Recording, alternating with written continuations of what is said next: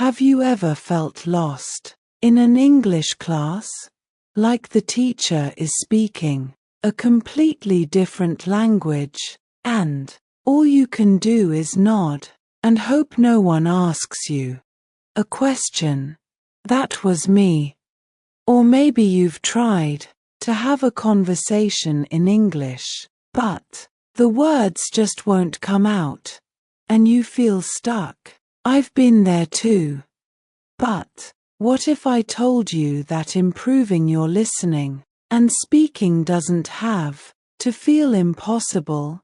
It's all about starting small and learning step by step. Hi, my name's Anna, and I'm here to share my story. I'm not a natural English learner.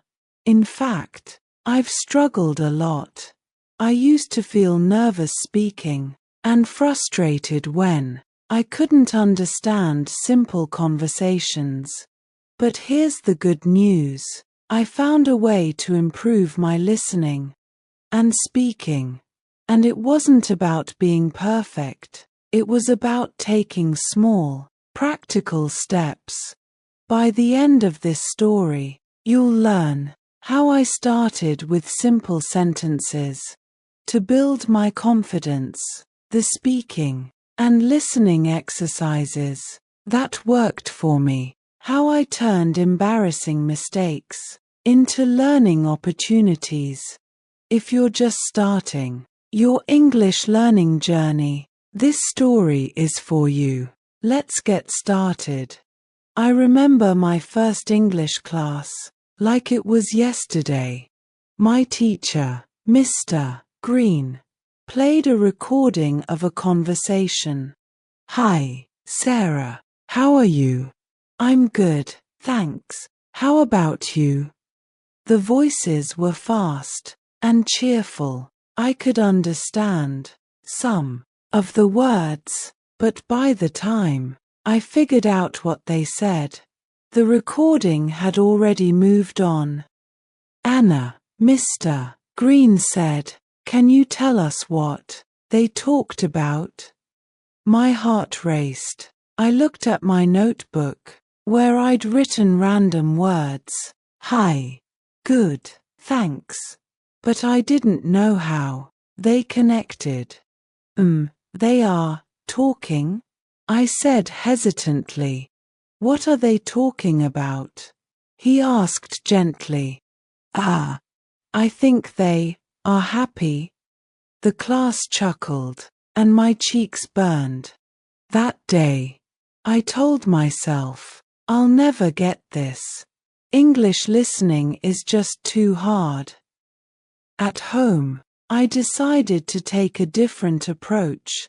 Instead of diving into long recordings, I started with something simple, children's books. One day, I found a book called The Cat is Sleeping. It had short, easy sentences like, "The cat is sleeping," "The sun is shining," "The bird is singing." I read the first sentence out loud. "The cat is sleeping." It felt strange, but for the first time, I could understand the words.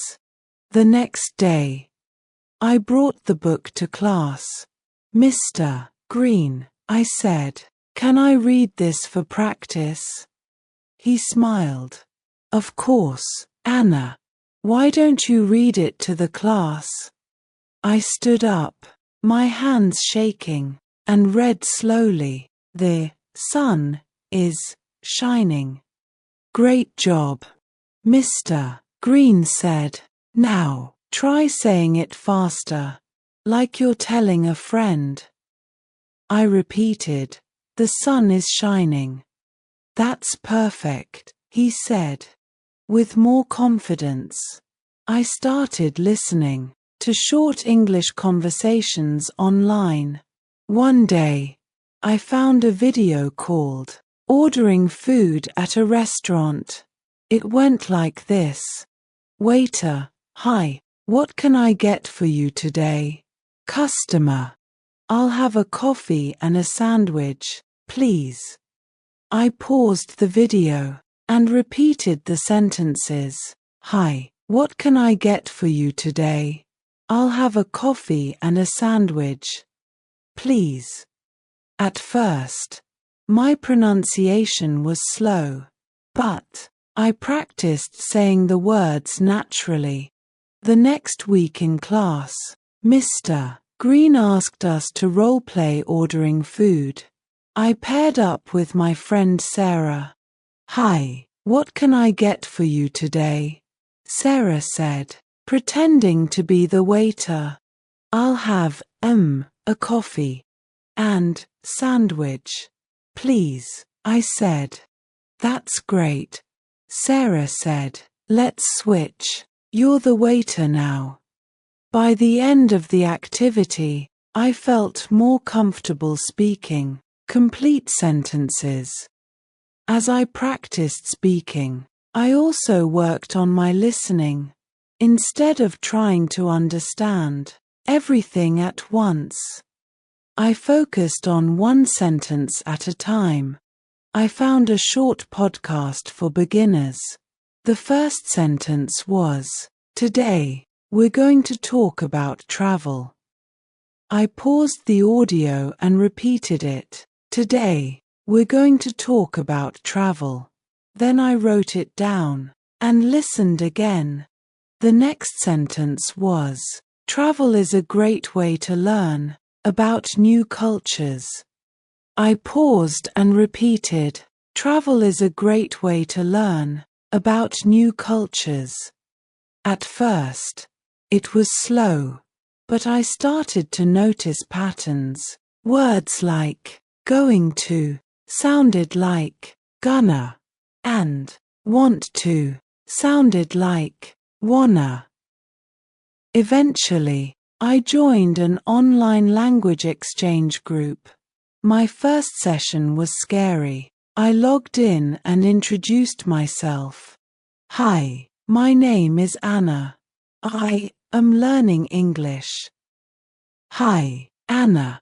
One person said, where are you from? I am from Poland. I said hesitantly, that's great. Why are you learning English? They asked. I want to talk to people and travel. I replied slowly.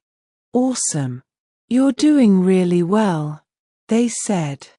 Each conversation was a little easier, and I learned new phrases every time. Months later, I had my first real breakthrough. Mr. Green asked us to prepare a short presentation in English. Anna, he said, you can talk about anything you like, your favorite book, a hobby, or a place you want to visit. I chose to talk about Paris. I practiced at home, standing in front of a mirror. Good morning, everyone. Today, I want to talk about my favorite city, Paris. On presentation day, I stood in front of the class, nervous but prepared. Good morning. I began. Today, I want to talk about Paris. Paris is a beautiful city in France. It is famous for the Eiffel Tower and delicious food. It wasn't perfect. I forgot a few words and stumbled once, but when I finished, the class clapped. If you're just starting to learn English, here's what I recommend. 1. Start with simple sentences. Read aloud, just like I did with, the cat is sleeping. 2. Practice speaking every day.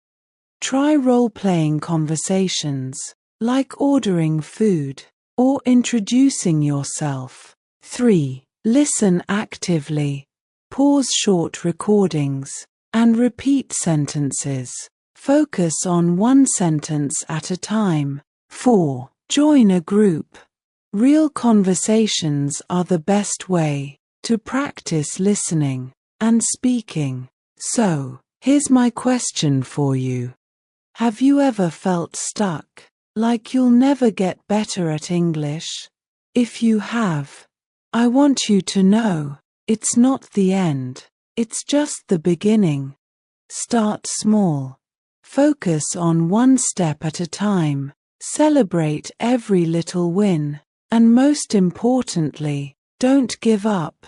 Because one day, you'll look back and realize just how far you've come, just like I did. Now it's your turn. What's your story? Let's celebrate this journey together.